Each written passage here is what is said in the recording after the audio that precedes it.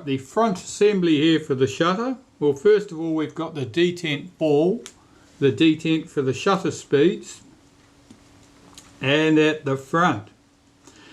This assembly is held together with a clip, like a circlip. This piece here is clipped into position.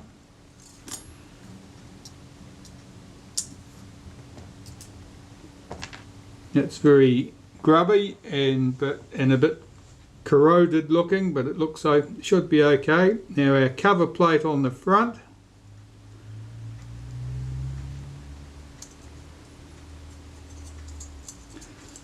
Should lift out. Trying to do this without disturbing the position of anything else in here. Right, now we have our depth of field pointers. This depth of field pointer is the first piece to come out. I'll lift that off. The second piece to come out is this little cam follower thing here. Well, I can see that that's all of a piece. That's not going to lift out by itself easily. I'll lift out this divider. This divider keeps the two pointers separate so that they're not rubbing against each other as they counter rotate. I'll lift that spring off and lift out the other depth of field pointer. Just swing this arm out the way to achieve that. Excuse me. Will that lift off or not? I think it will. Yes, it's just very sticky.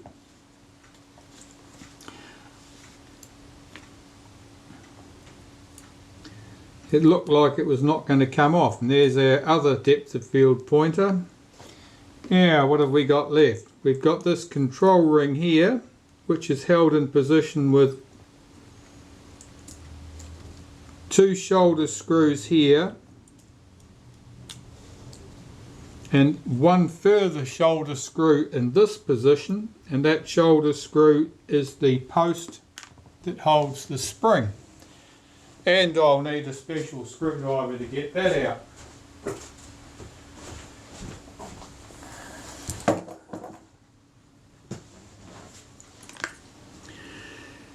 And I'll take note of the position of that screw so I don't mix it up. It's down here by that clip. Yes, that's unscrewing, that's good. I don't want to have to fight with things like that. Means we can lift out that lever, and now we have the componentry all in pieces, and I can clean it prior to reassembly. All of these pieces will need to be cleaned carefully with some naphtha to remove all traces of that old grease and all the entrapped dirt and grime. Whoever assembled this was very, very free with the graphite grease.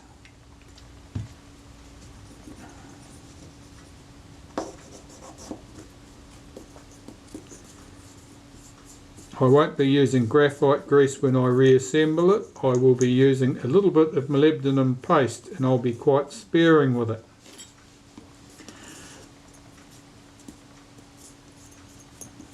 The problem with grease is that it attracts and holds dust and grit, so that what starts as a very good lubricating surface ends up as a form of grinding compound.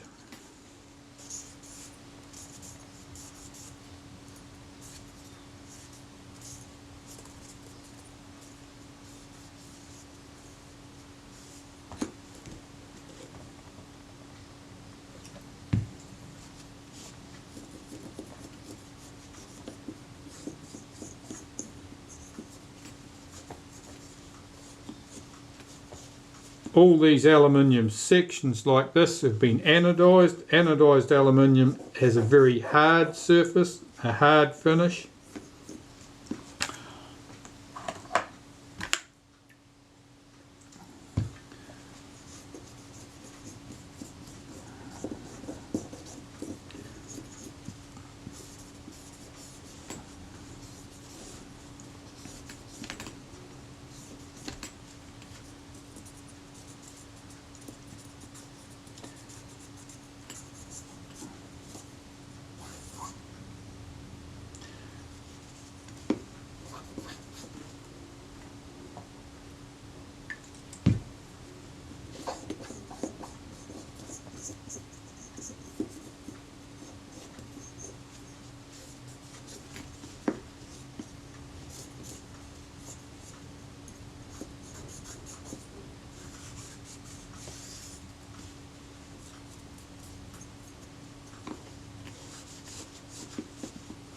That part looks good. Now I can move on and do these other components.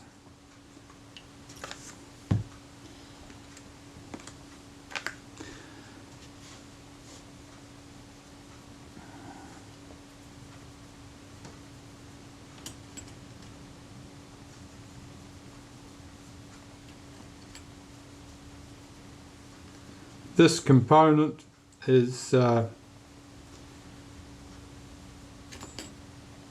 some sort of chemically blackened material. I'm not sure whether that's brass or steel I'm looking at underneath that blackening, but I can see that it's been heavily fingerprinted. What happens is when people hold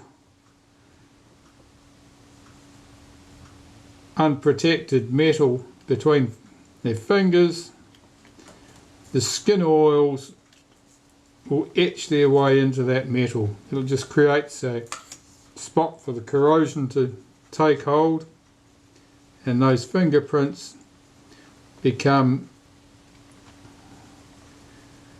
embedded in the surface.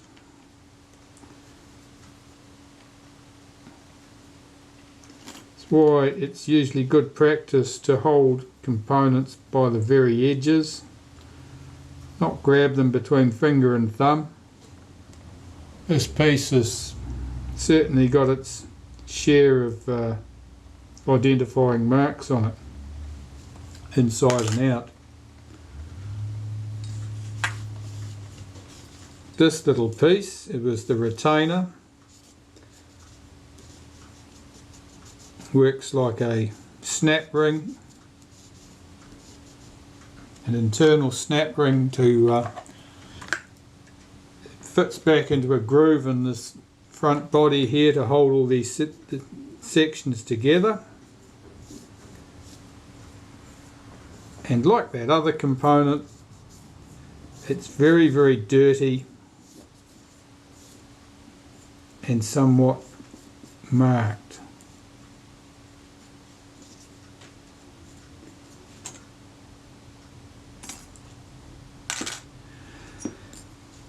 Of course, these components are mostly hidden inside the camera, so no one needs to be aware of their imperfections. That was our first pointer. Our second pointer. I suppose you can see almost none of this because I was working off camera, sorry about that. Just swabbing these parts carefully to remove all that old grease, which is thick and gooey, and with broad flat surfaces like this, it just stops things from moving smoothly. And I'm working through my cotton buds quite well here.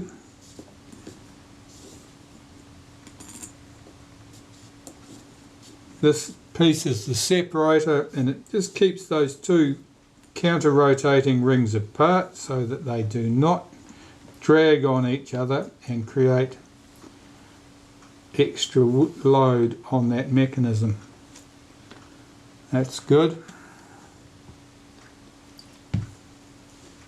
This piece couples to the aperture settings on the shutter itself.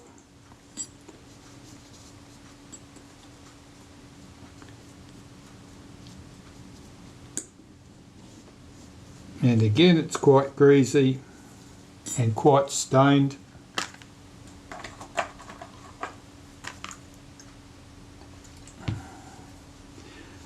And old grease just goes sticky. It just creates more drag. So instead of helping things move, it makes it difficult for things to move. So lubricants need to be used sparingly.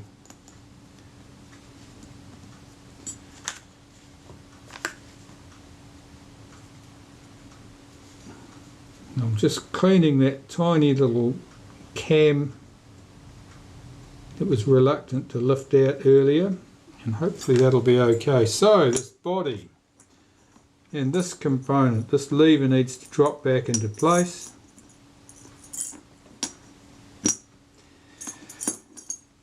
Now, I'm not going to put much in the way of lubricant on this. I'll just run some molybdenum paste around that inside edge, and that's all I'm doing.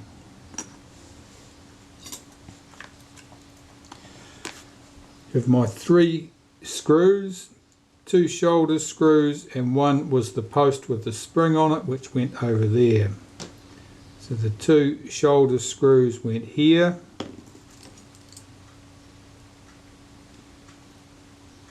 If you're taking apart a mechanism like this, I suggest that you take lots of photos of the assembly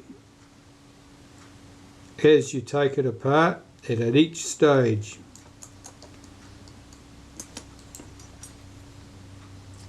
So that you have a very clear idea of how it goes back together again.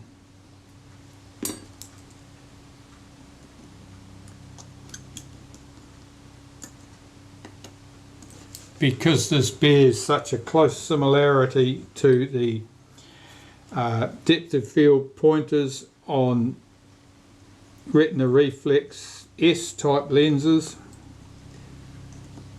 it's fairly straightforward for me to deal with.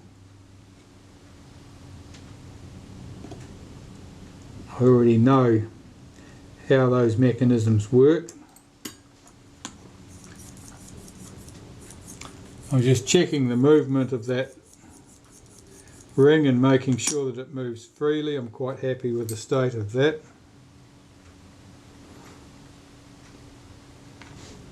We had our first depth of field pointer. Where's my spring? My spring is over there. The depth of field pointer went here.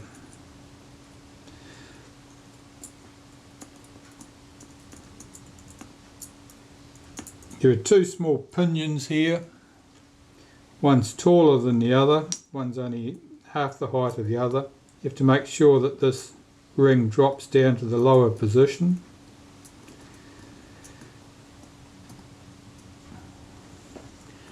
I'm just looking at my depth of field pointer there to make sure that it's not damaged. I recently dealt with a camera with a similar mechanism, and the mechanism, it had been damaged by somebody pushing on the pointer. Something must have been stuck, and they thought a clever idea would be to push on the pointer, which had distorted it and it had jammed the whole mechanism up.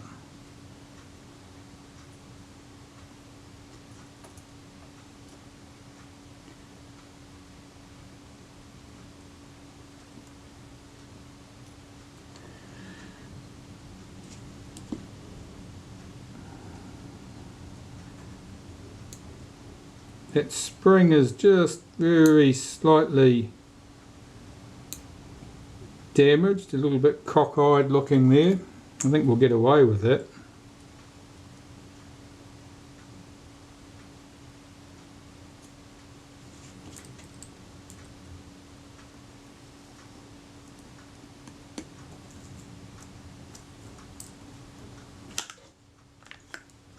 Just drop this separator ring into position.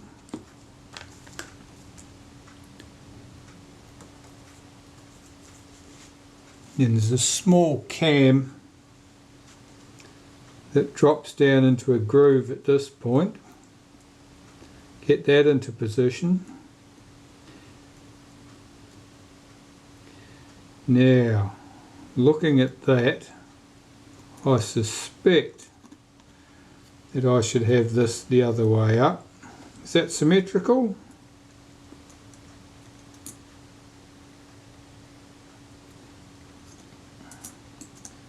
Just want to make sure if that's symmetrical or not. No, it's not symmetrical. I'll put it in that way. I think that's correct. Let's get that spring out from underneath. Just get this cam seated. Not entirely happy with the position of that. Perhaps I've got that on the wrong way round.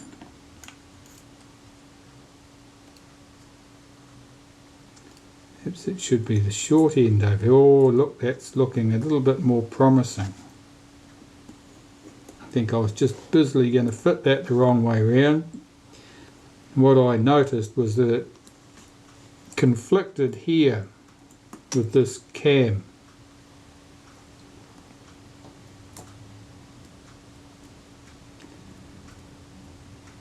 That cam runs in a little groove there.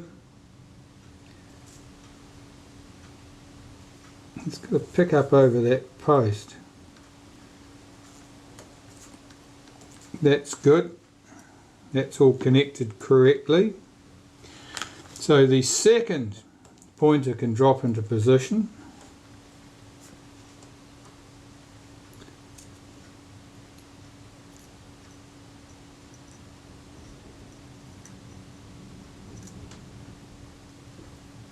That's good. I'll just get that seated on the gear, that pinion,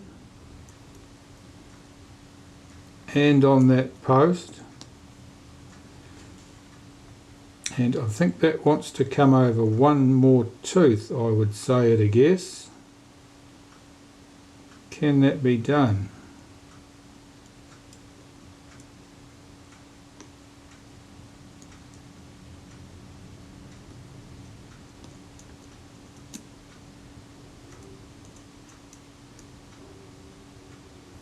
No, more than that, the other way.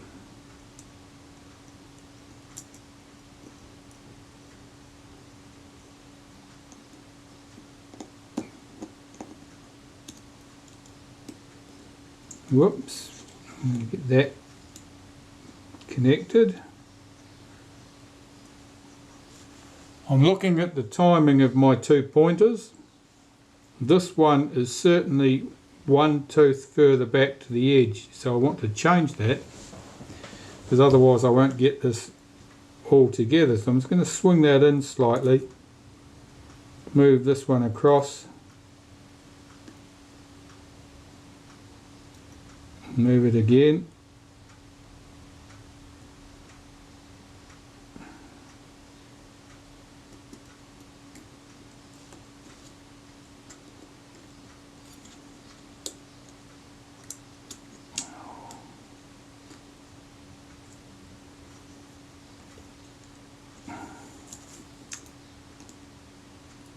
it's not quite coupling into that gear. Let's have a look at that. Right, my two pointers look symmetrical. They're both back hard against the stops at this point. Everything else is coupled up correctly. That looks good to me. I'll see if I can close this mechanism up. This plate will only fit in one place.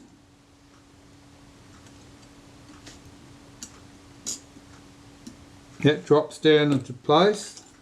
This retainer likewise only fits correctly in one place.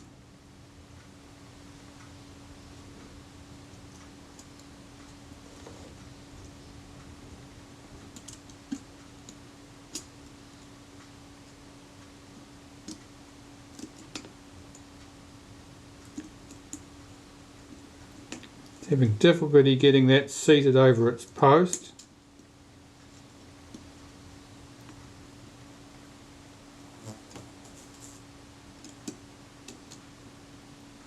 That's better.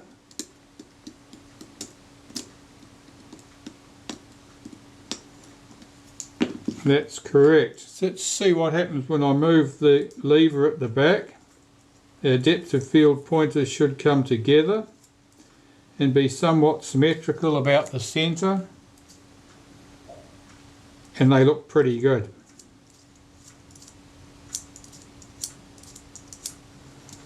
Alright, well I'll check that everything is seated correctly in here.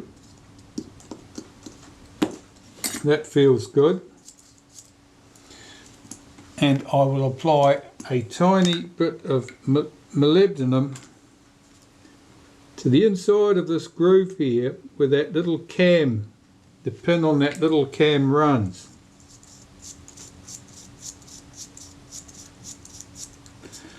That seems to run quite smoothly.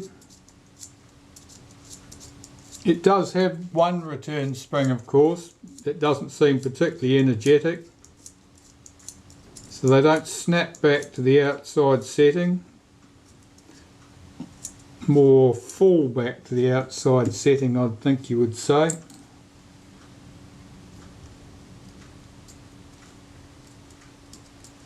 Is that centered correctly?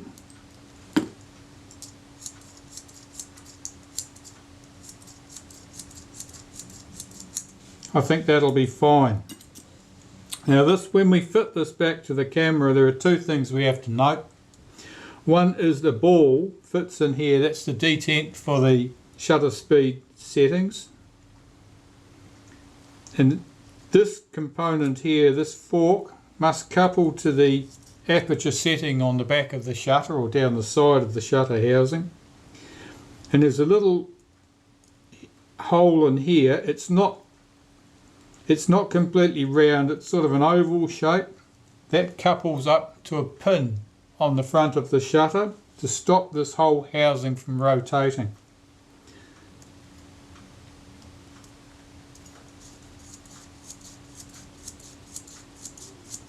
That feels good. It's nice and smooth compared with how it was when we started.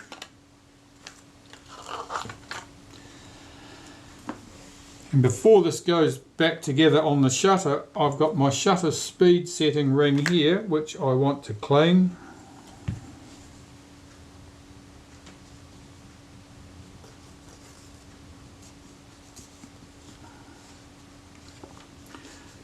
This camera has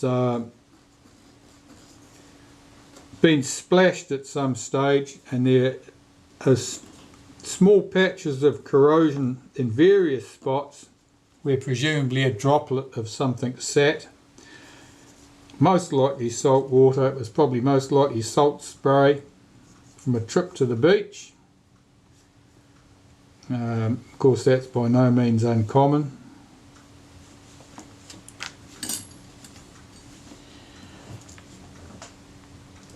I can remember when I worked for Kodak many years ago that the service department was never very pleased with the marketing department, because the marketing department would have these nice adverts showing people at the beach with their shiny new camera having fun and taking photos of the family.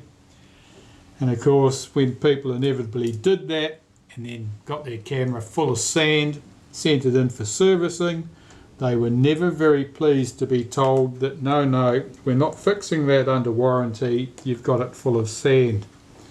There used to be a lot of bleating over that one.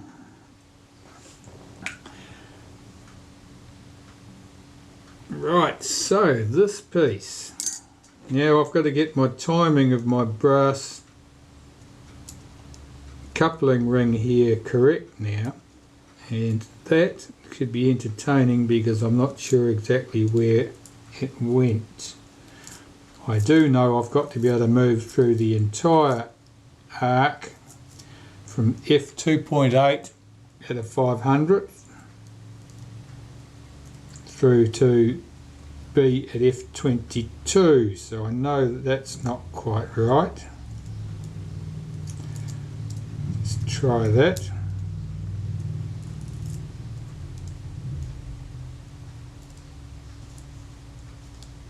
That will go to 2.8 at 500th. That will go through to f22 at that end.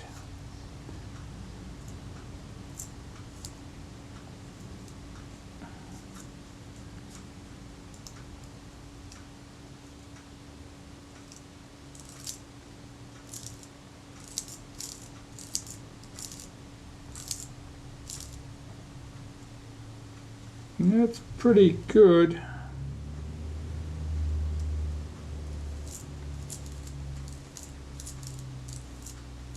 you're not hearing the clicks of the shutter speed being changed because of course the detent is on that front section that I haven't fitted yet.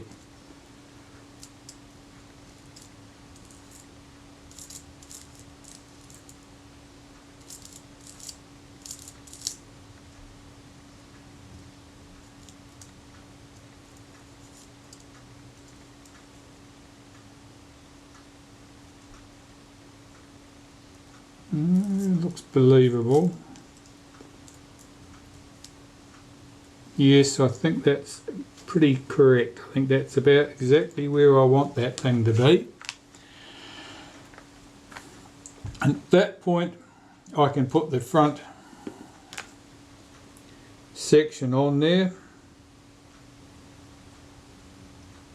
So first of all I want to apply a little bit of molybdenum to the detent here for the shutter speed settings. That's all that I need to do. This has to couple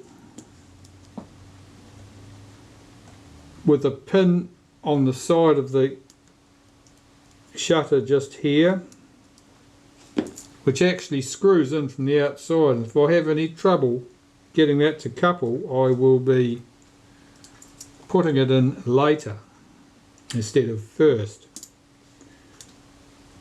Now I haven't disturbed that, have I? That looks credible. The ball is in place, it is.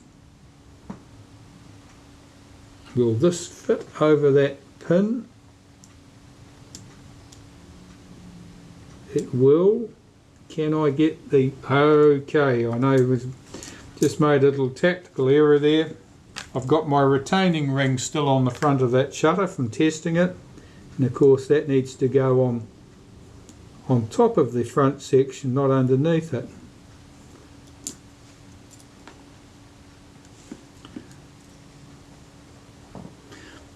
There's the pin, there is that. Rotate this until it drops into place. It drops into place. This feels very positive. I've fit my retaining ring.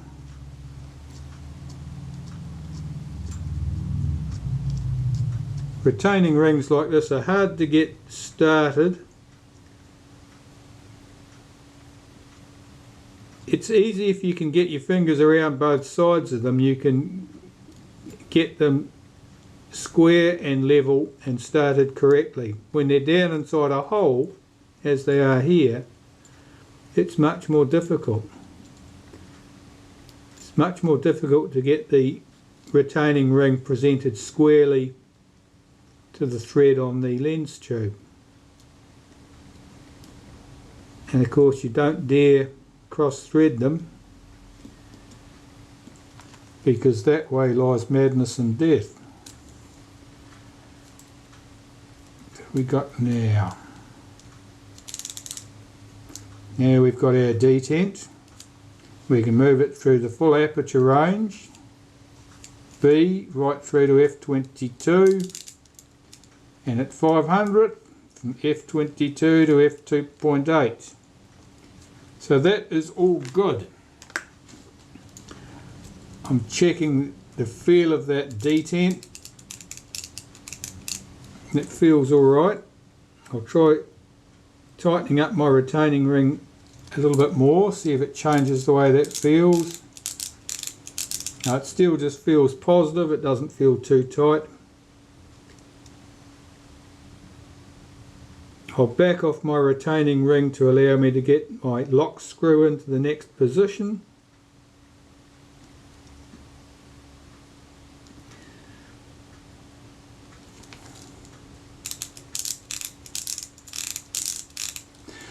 That sounds very good, and I have a tiny lock screw here somewhere.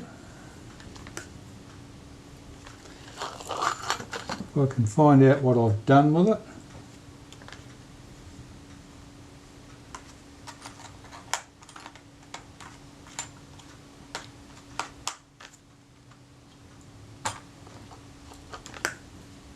There it is.